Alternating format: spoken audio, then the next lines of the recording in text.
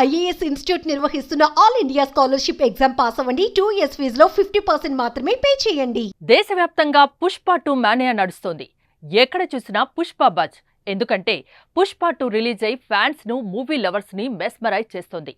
ఎర్రచందనం దొంగగా తన జీవితంలో ప్రారంభించి నియంతలా మారిన ఈ పుష్పరాజ్ కథ మన ఆంధ్రప్రదేశ్ ప్రాంతానికే లింక్ పెట్టారు. ఎందుకంటే ప్రపంచంలోనే అరుదైన ఎర్రచందనం ఆంధ్రప్రదేశ్లోని రాయలసీమ ప్రాంతంలో ఉన్న కొండల్లో మాత్రమే దొరుకుతుంది. అందువల్లే ఎర్రచందనం స్మగ్లర్గా అక్కడ తీయడం వల్లే బాగా జనాలు కనెక్ట్ అయ్యారు. అయితే ఎర్రచందనం ఏపీలోనే దొరకడానికి కారణం అక్కడ పరిస్థితులు కఠినంగా ఉంటాయా? రెడ్ శాండిల్ కి ఇంటర్నేషనల్ మార్కెట్లో డిమాండ్ ఉందా? నిజంగా ఎర్రచందనం స్మగ్లర్లు ఉన్నారా? ఇదంతా తెలుసుకుందాం.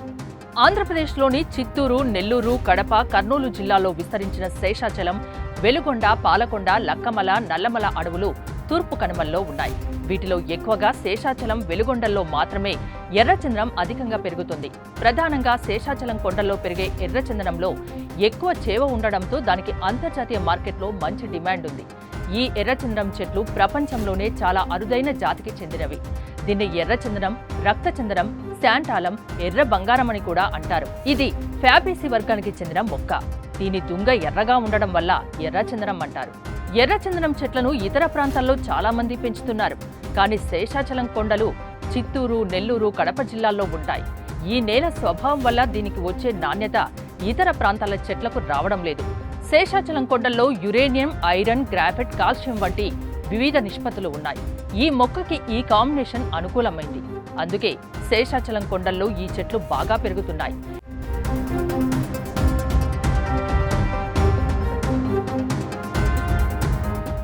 ఏ మొక్కలోనూ లేనటువంటి ప్రత్యేకమైన లక్షణాలు ఇందులో ఉంటాయి. అందువల్ల ఇతర ప్రాంతాల్లో పెరిగిన ఎర్రచందనం చెట్ల కలపకు అంత డిమాండ్ ఉండదు. చైనా, జపాన్ వాళ్ళు ఇక్కడి మొక్కల్ని తీసుకెళ్లి పెంచడానికి ప్రయత్నాలు చేశారు. అయినా అక్కడ పెరగలేదు. ఇక్కడ పెరిగే చెట్ల క్వాలిటీనే వేరు. ఎర్రచందనాన్ని రైతులు కూడా పెంచుతున్నారు. కానీ వాళ్ల పంటలకి ఇంత క్వాలిటీ రావడం లేదు. పెంచాలన్నా ఫారెస్ట్, రెవెన్యూ డిపార్ట్మెంట్ల నుంచి పర్మిషన్ తీసుకోవాలి. చిత్తూరు జిల్లాలో ఎక్కడ పడితే అక్కడ సాధారణంగానే పెరుగుతుంది. దీన్ని పెంచుకోవడానికి విరివిగా ప్రభుత్వం అనుమతిస్తే రైతులకు మంచి ఆదాయం వస్తుంది. ఎగుమతులు చేసుకోవచ్చు. శేషాచలం కొండల్లో పెరిగే మొక్కల్లో 20 సంవత్సరాల్లోనే చేవ వస్తుంది.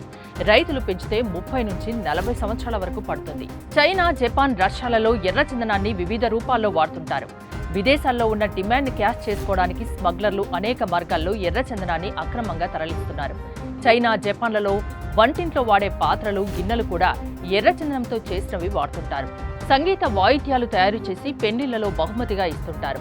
చైనా, జపాన్తో పాటు రష్యా వాళ్లు కూడా ఎర్రచందనాన్ని కొంటున్నారు. అందులో ఔషధ గుణాలు ఉన్నాయి. వయాగ్రా, కాస్మోటిక్స్, ఫేస్ క్రీమ్స్ లాంటి వాటిలో వీటిని వాడుతారు. అల్సర్ని తగ్గించే గుణం, కిడ్నీ సమస్యలు, రక్తాన్ని శుద్ధి చేయడం వంటి లక్షణాలు ఎర్రచందనంలో ఉంటాయంటారు. శేషాచలం అటవీ ప్రాంతం నుంచి ఎర్రచందనం అక్రమ రవాణా ఎలా జరుగుతుంది అంటే వీరప్పన్ తెలుసు కదా. ఎర్రచందనం స్మగ్లర్లకు ఆయన లెజెండ్. వీరప్పన్ చనిపోయిన తర్వాత వేలూరు, కాట్పాడి, జవాదిమలై కొండల్లో ఉన్న స్మగ్లర్లంతా శేషాచలం కొండల్లోకి వచ్చి స్మగ్లింగ్ కు పాల్పడుతున్నారు. వారు దేనికి భయపడరు. పగలు, రాత్రి తేడా లేకుండా దుంగలను తరలిస్తుంటారు. ఎన్ని రకాలుగా మార్చాలని చూసినా వాళ్ళు మారరు. షార్ప్ వెపన్స్ వాడుతుంటారు. ఎంత దూరమైనా దుంగలను మోసుకుని వెళ్లగలరు. కొండ కోణల్లో నడవడానికి వాళ్ళకు ఎలాంటి ఇబ్బంది ఉండదు. వాళ్ళను పట్టుకోవడం ఫారెస్ట్ అధికారులకు కూడా కష్టమే.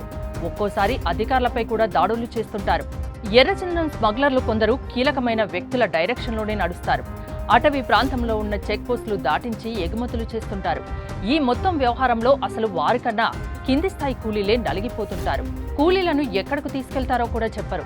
దుంగలు మోయడం చాలా కష్టం. కూలీలు అరెస్ట్ అయి జీవితాలు నాశనం చేసుకున్న వాళ్ళు కూడా ఉంటారు. ఎర్రచందనం అక్రమ రవాణాకు ప్రభుత్వం అడ్డుకట్ట వేస్తుంది. విదేశాలకు తరలిపోకుండా ఎర్రచందనం అక్రమ రవాణాకు అడ్డుకట్ట వేసేందుకు యాంటీ స్మగ్లర్స్ టాస్క్ ఫోర్స్ పనిచేస్తోంది. 2015లో ఏర్పాటైన ఈ టాస్క్ ఫోర్స్లో police, forest, APSP, AR force, civil police డిపార్ట్మెంట్ల సిబ్బంది ఉంటారు. తిరుపతి హెడ్ క్వార్టర్స్ గా ఇది పనిచేస్తోంది. శేషాచలం అడవుల్లో నిత్యం కూంబింగ్ చేస్తూ ఎర్రచందనం కూలీలు చెట్లు నరకకుండా ఇది అడ్డుకుంటుంది. టాస్క్ ఫోర్స్ సిబ్బంది మధ్య కమ్యూనికేషన్ చాలా ముఖ్యం. కానీ అడవుల్లో సెల్ సిగ్నల్స్ ఉండవు.